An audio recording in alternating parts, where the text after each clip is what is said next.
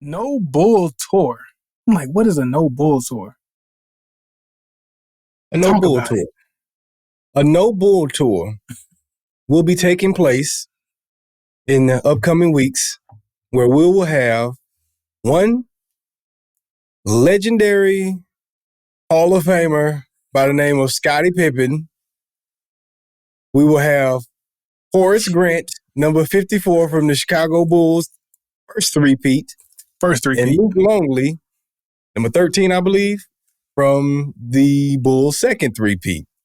They have come together, and what they will be doing is going on tour to discuss The Last Dance and how they feel about it. And it's going to be no bull, no BS, is what they say. They're going to be telling the true story of how it is and how it really went down, because they didn't like how it was presented to the people back in 2020.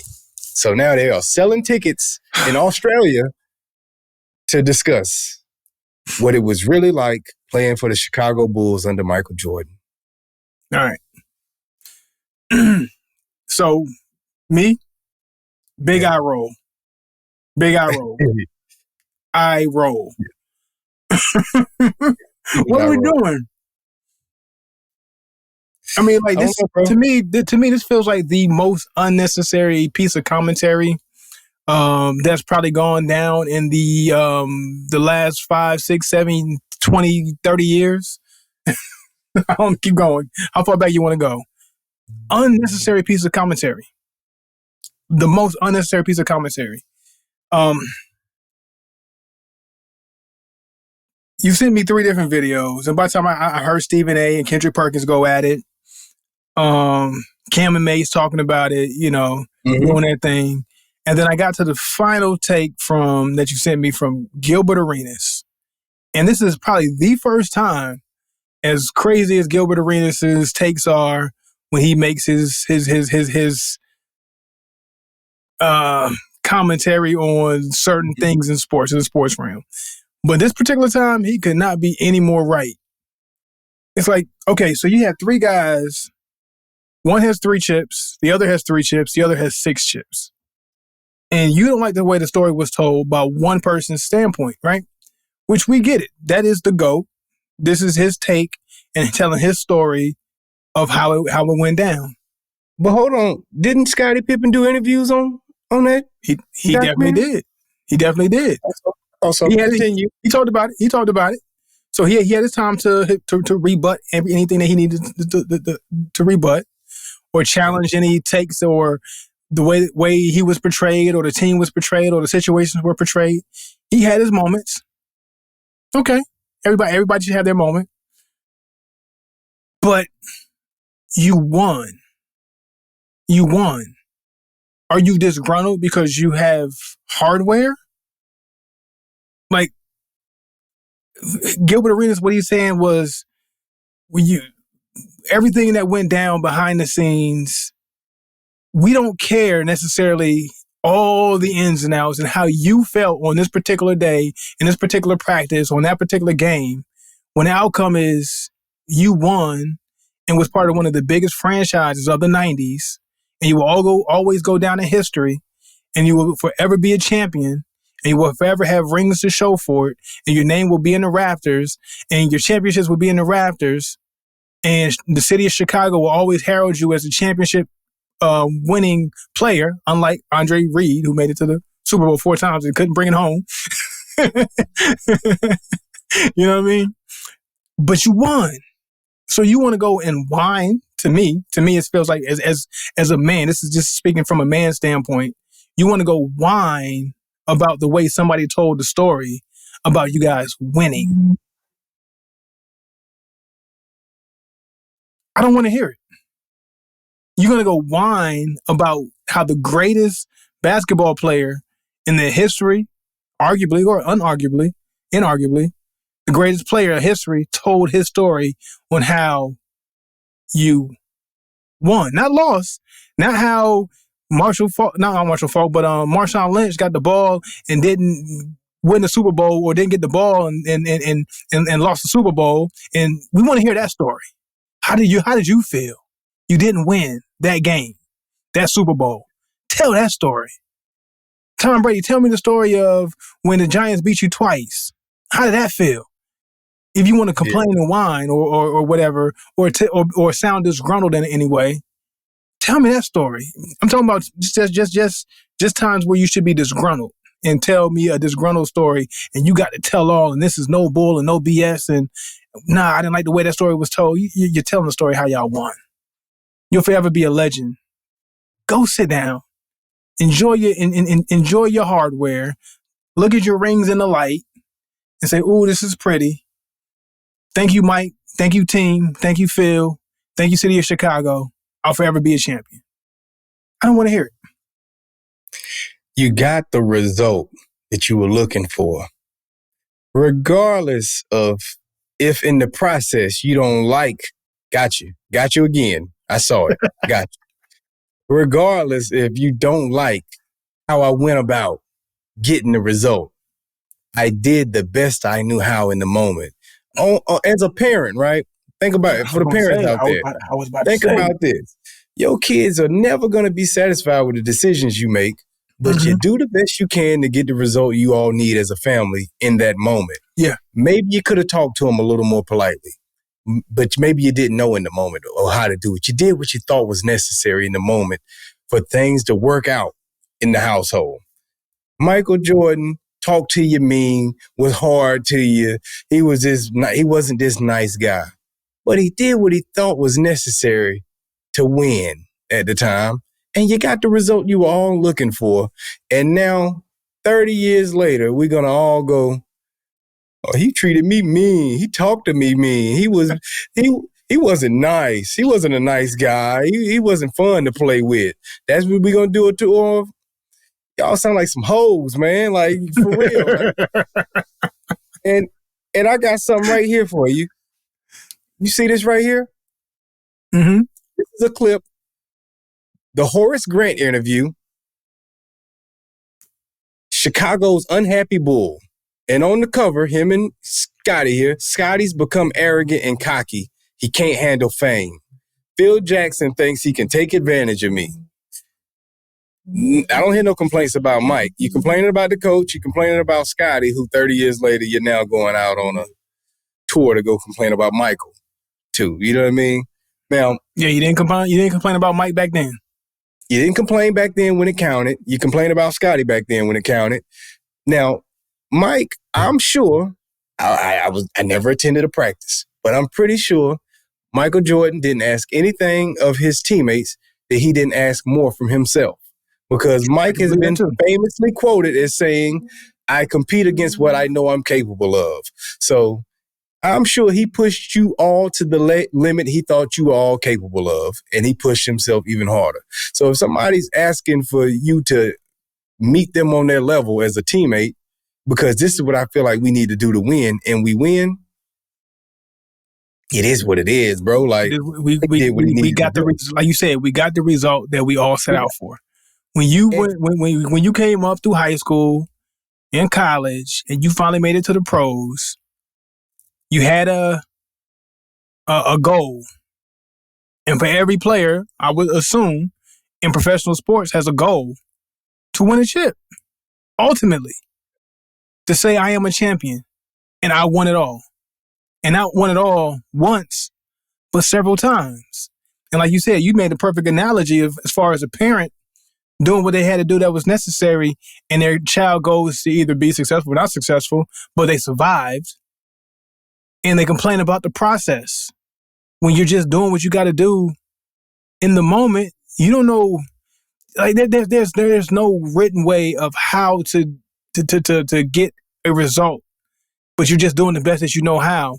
But then when you sit back and you look and say, were the results met? They were met.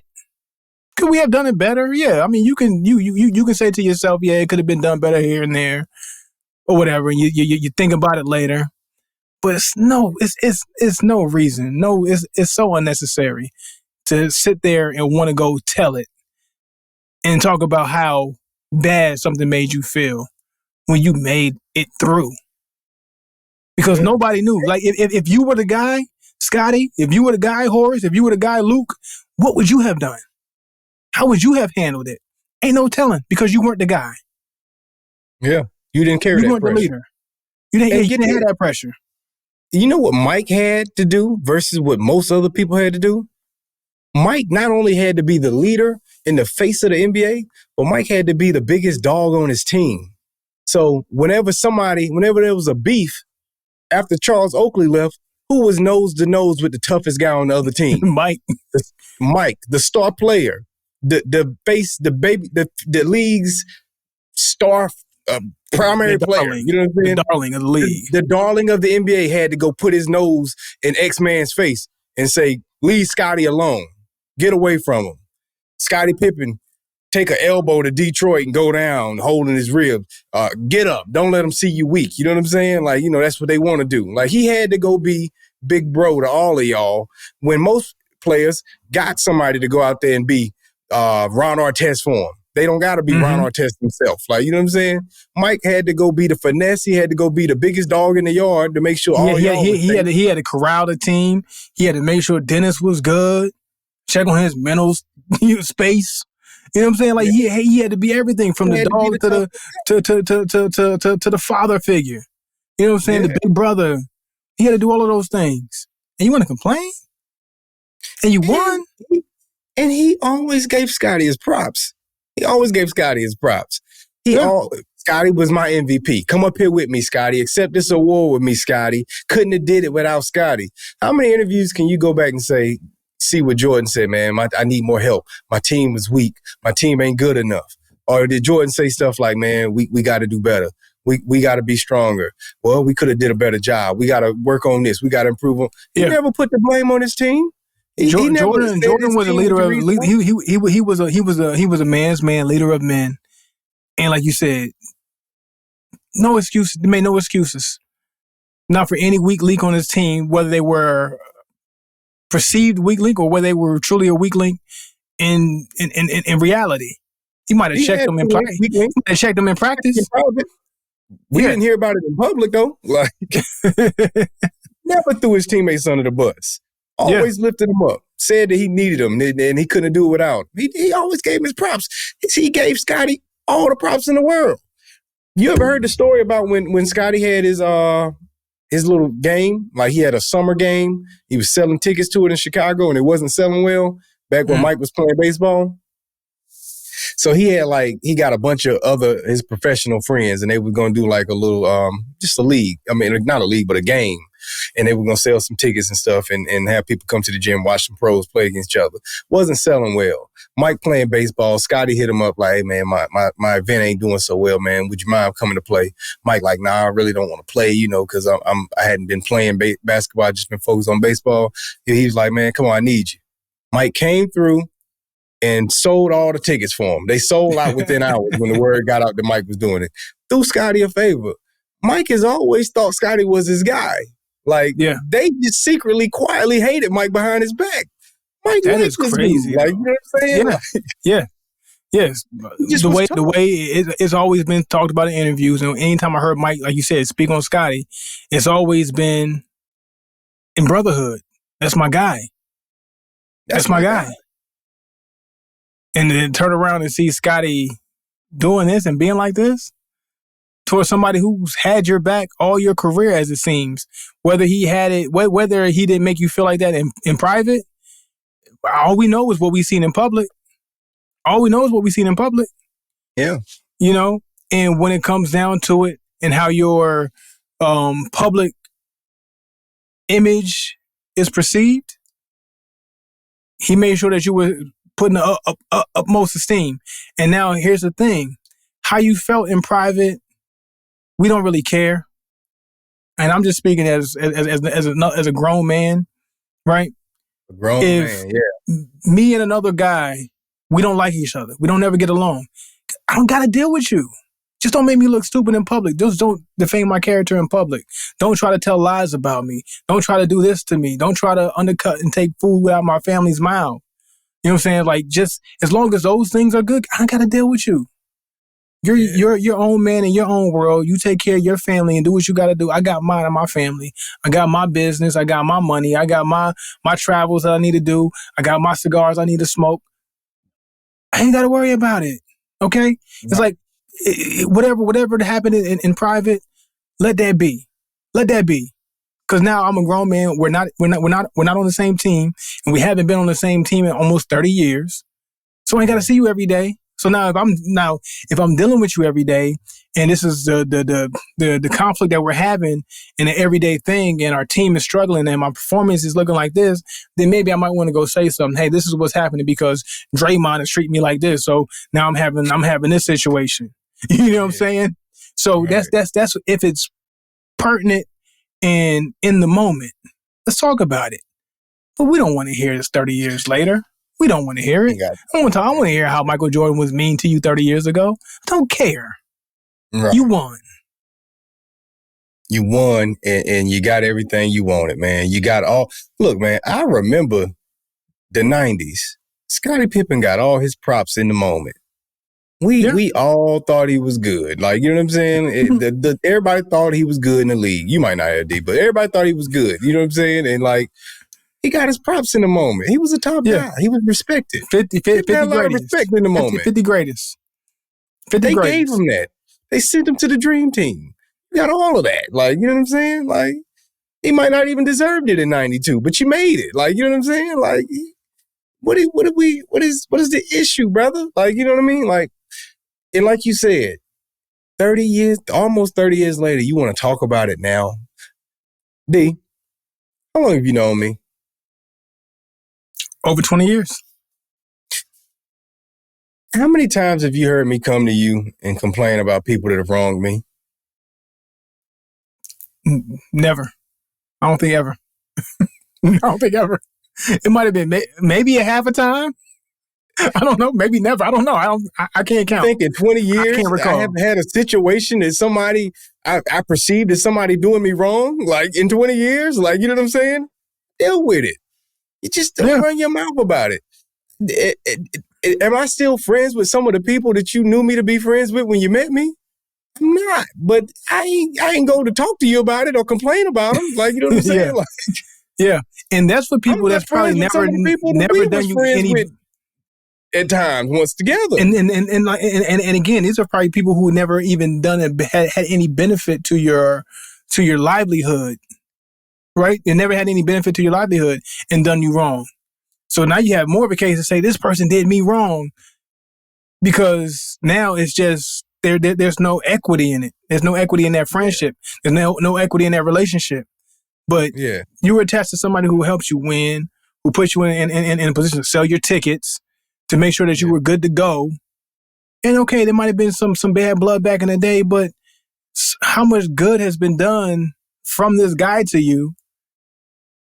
Just go your way. If you feel a way about it, go your way. He's done too much good for you, regardless if he ain't killed one of your family members, or maybe he sicked your son at your ex-wife. I don't know, but she's your ex-wife. Stop worrying about it. And even that, even then, the word on the streets is Mike didn't like them together. So Mike didn't like that. Mike didn't approve of that. You know what I'm saying? Mm-hmm. So like, even with that, he had your back in that. And from my understanding, they not together no more. So Pops apparently got through. Yeah.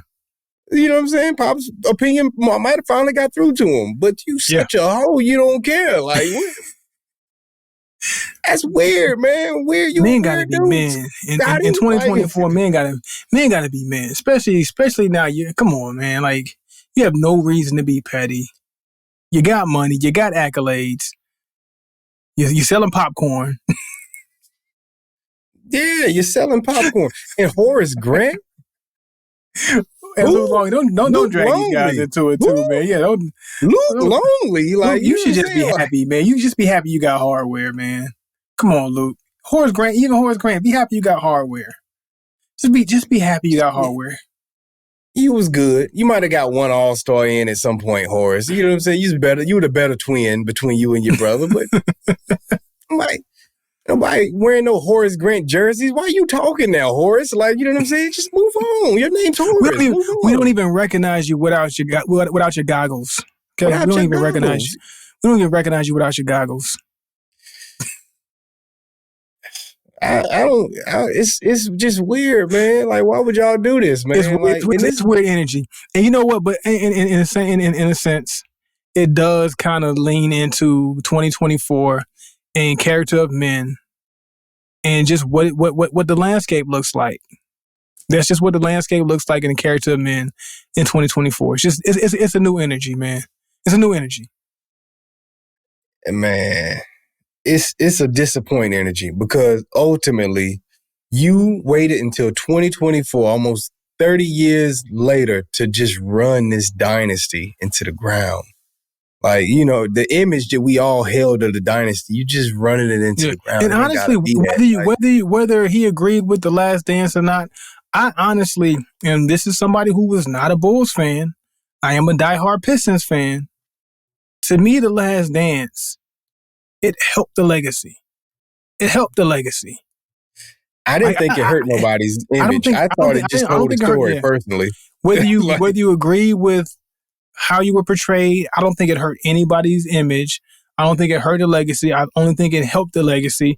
And I feel like it brought some names back that some people might have forgotten. People might have forgotten how Steve Kerr, how he was the role he played in that team versus how people look at him now as just a championship winning coach and somebody who hit a game winning shot. You know, it brought light back to a whole situation that people might not have even really remembered in a sense. But I don't even think that anybody looked at that documentary and said, ugh, why? Why is what? Yeah. You know, like, I don't think anybody it left a bad taste other than maybe just the players who disagreed with Mike's standpoint and how he viewed The Last Dance. That's it. But even then, take some of that aside. The facts are the facts. Scottie had a problem with his contract. Mm-hmm. Scottie set out because he didn't want to. He had issues with his contract. Yeah. At one point in time, he actually set out for the last play of the game that Kukoc hit the game winner because the play didn't go for him. We watched it happen. Yeah. What is there to be upset about it? You don't like how it was spun? It happened. You did it, bro. We all saw you on the bench. We all watched the game and said, why is he not in for the final play? Like, it happened, bro. You had contract issues. It's well documented. It's been documented since the 90s. Yep. Why is it an issue all of a sudden? Like, that it's being talked about in this documentary when it was never a secret. Like, so what's the deal? Like, Horace Grant, I think he upset because he didn't get to be in it that much. And this is, I don't know if you heard this, but it's said that Horace is mad because he believes Michael Jordan put it out that the Jordan rules came from Horace Grant leaking information to the Pistons. But from what I heard, it was told to Jordan that way. So even if he said it, he got it from someone else. Yeah, he just telling what we was told to him. He's saying what was told to him. That's his side of it. If you didn't leak it, you didn't leak it. But that's what he was told. That's what he believes.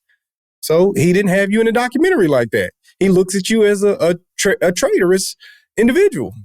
Get over it. Like, you know what I'm saying? Yeah. Like, you wanted more shine? You should not be over the age of 40 or 50 with feelings like this about another grown man. It ain't no. I'm sorry. It ain't no. That's just how I feel. That's just how I feel. I don't. Maybe I'm not sensitive enough, but especially like when it comes to dealings with other grown men, you should not be over the age of 40 or 50 with feelings like that towards another grown man over the age of 40 or 50.